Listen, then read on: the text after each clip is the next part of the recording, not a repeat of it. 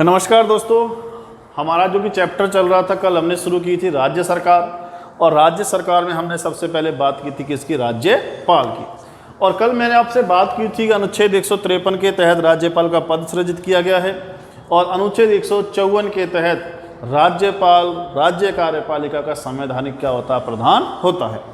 आगे मैं बात करने जा रहा हूं अनुच्छेद 155 के तहत राज्यपाल की नियुक्ति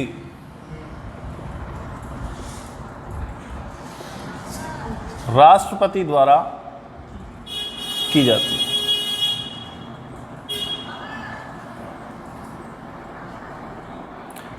अब देखो, इसकी नियुक्ति कौन करेगा? राज्यपाल की राष्ट्रपति करेगा। कौन करेगा? राष्ट्रपति करेगा। लेकिन इसकी नियुक्ति के संदर्भ में राष्ट्रपति क्या लेता है? सलाह और परामर्श लेता है। तो किसके से लेगा? तो इस नियुक्ति के संदर्भ में, इस नियुक्ति के संदर्भ में राष्ट्रपति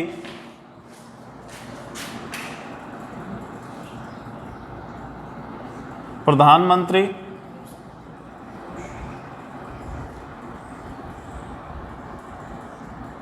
तथा उसकी मंत्रिपरिषद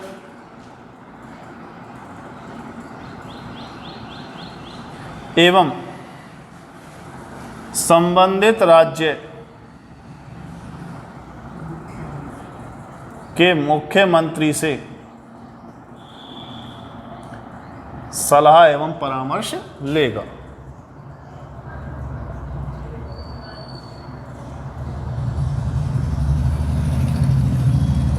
ठीक है मित्रों, कि नियुक्ति कौन करता? राष्ट्रपति करता। लेकिन इसकी नियुक्ति के लिए राष्ट्रपति क्या लेगा? सलाह लेगा। और सलाह किससे लेगा? एक तो पीएम से लेगा, उसकी मंत्रिपरिषद से लेगा, और जिस राज्य में राज्यपाल की नियुक्ति की जा रही है उस राज्य के मुख्यमंत्री से सलाह एवं परामर्श लेगा। अब देखिए, राज्यपाल को शपथ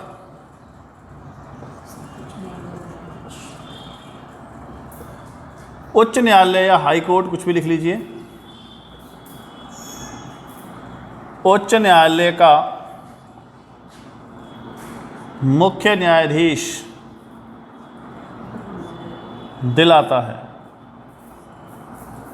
ठीक है, कि राज्यपाल को शपथ कौन दिलाएगा? जो उच्च न्यायालय है संबंधित राज्य का, उस संबंधित राज्य का उच्च न्यायालय का जो भी मुख्य न्यायाधीश होगा वही मुख्य न्यायाधीश राज्यपाल को क्या दिलाएगा? शपथ दिलाएगा। अब देखिए मित्रों कि ये जो राज्यपाल का पद है, कि वर्तमान में हम बात करें राज्यपाल की स्थिति, राज्यपाल की स्थिति के प्रेजेंट में यदि मैं बात करूं तो राज्यपाल की स्थिति काफी विवादास्पद बनी हुई है। अब वो विवादास्पद कैसे है उसको समझना। देखिए, एक तो है अनुच्छेद 163 और एक है अनुच्छेद 164। अब दोनों को समझना। 163 क्या कहता है कि राज्यपाल मुख्यमंत्री तथा उसकी मंत्रिपरिषद से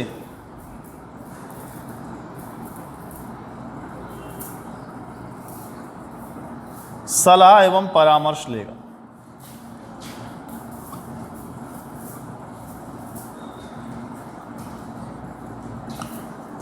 और 64 क्या कहता है कि राज्यपाल बहुमत दल के नेता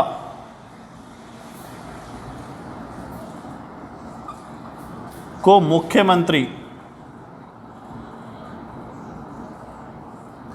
नियुक्त करता है तथा मुख्यमंत्री की सलाह पर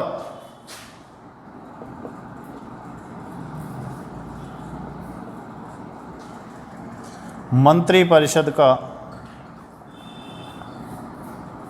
गठन करता है। तो ये तो है राज्यपाल के जो काम होते हैं, लेकिन अब पेच कहाँ फंसता है कि मैंने अभी बोलाया आपको कि राज्यपाल की स्थिति विवादास्पद बनी हुई है। अब वो कैसे है? 63 क्या कहता है कि राज्यपाल मुख्यमंत्री और उसकी मंत्रिपरिषद से क्या ले सकता है, सलाह ले सकता है। तो इसमें आता है अनुच्छेद 163(1). ये क्या कहता है कि राज्यपाल विभिन्न परिस्थितियों में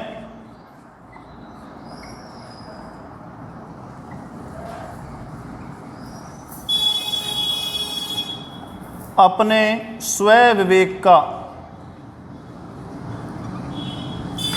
प्रयोग कर सकता है।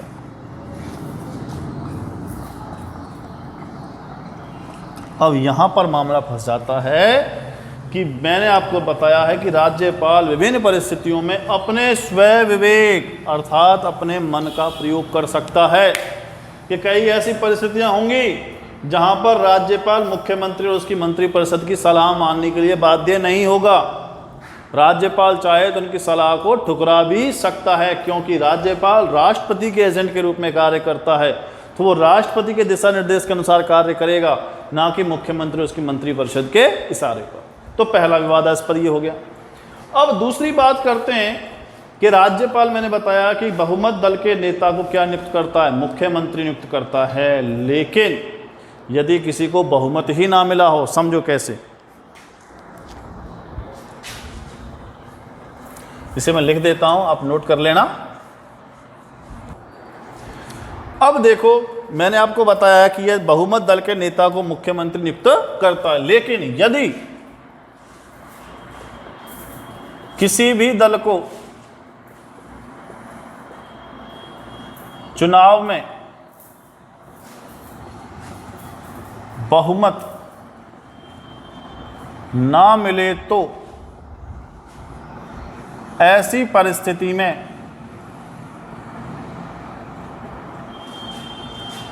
राज्यपाल अपने स्वयं विवेक से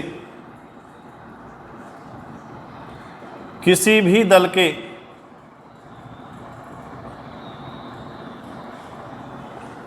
नेता को मुख्यमंत्री नियुक्त कर सकता है।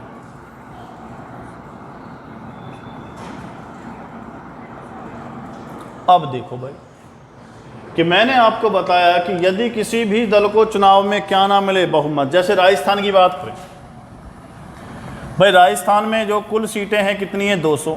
विधानसभा की सीटें कितनी हैं, 200। तो बहुमत के लिए कितने चाहिए, बहुमत के लिए 200 का 50% प्लस 1 यानी कि 101। अर्थात जिस दल के पास 101 सीटें होंगी उसके पास क्या होगा, बहुमत होगा, और उसी दल के नेता को क्या बनाएगा राज्यपाल, मुख्यमंत्री बनाएगा।